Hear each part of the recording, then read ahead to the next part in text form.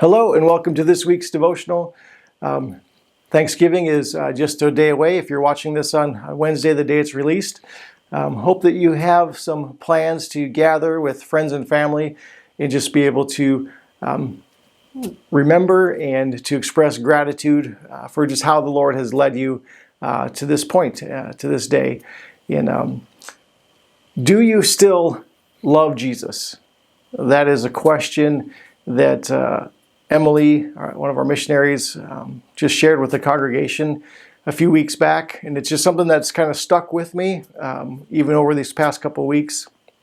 And just thinking about, in her context, asking her missionary leaders, do you still love Jesus? To reflect on, are you simply just going through the motions, doing the work of ministry, work for Jesus, and neglecting your personal life, neglecting how you pursue your personal relationship with Jesus.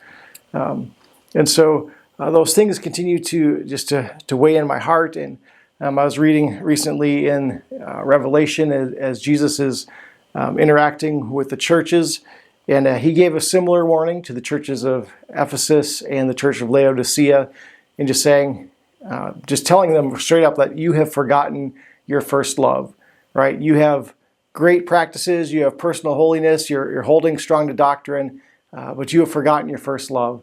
And in Laodicea, that you are neither hot nor cold, right? You're neither a refreshing drink because of your relationship with me, or hot with passion and usefulness for spurring on and healing others.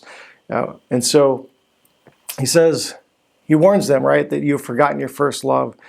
This is something that I don't only take into account for my personal walk with Christ, but it's something that I take into account in the avenue of worship. You know, Jesus had a conversation about worship with the woman at the well, and she's talking about, you Jews worship in Jerusalem, and we Samaritans worship on this mountain.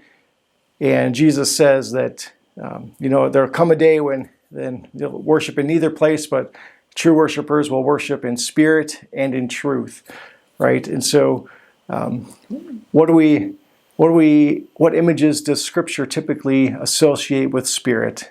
I see wind, water, fire, these things that are active and moving and can be encouraging or destructive or whatever, but it's a living, moving, breathing type of thing. And words that are associated with truth are more concrete. Words like rock, foundation, the belt, right? These things, and I'm sure you can come up with many others, but these things are more concrete. And so Jesus is saying the true worshipers worship over here with the movement, with the motion, with emotion, and with concrete foundation, right? Concrete truth and foundation. And that's how we worship. And so sometimes, like the churches that Jesus was warning against, we can be very foundational, and we can sing a lot of songs that have theology, but are seldom stirring our emotions. Or sometimes we sing songs that stir our emotions, but don't have a firm theology, right? They're just kind of fluffy. And Jesus is saying, hey, you need both.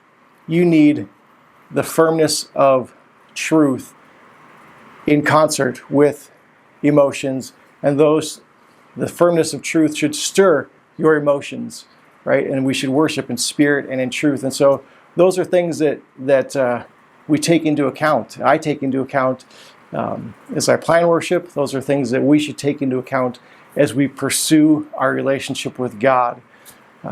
So we need to not just be like the Ephesian church, strong in doctrine and holy practices, because without a relationship with Jesus, those things are just kind of empty and meaningless. It's the pursuit of Jesus that gives these things meaning and that matter. And so I pose this question to you: do you still love Jesus?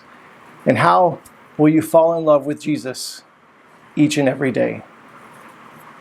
Have a blessed week and a happy Thanksgiving.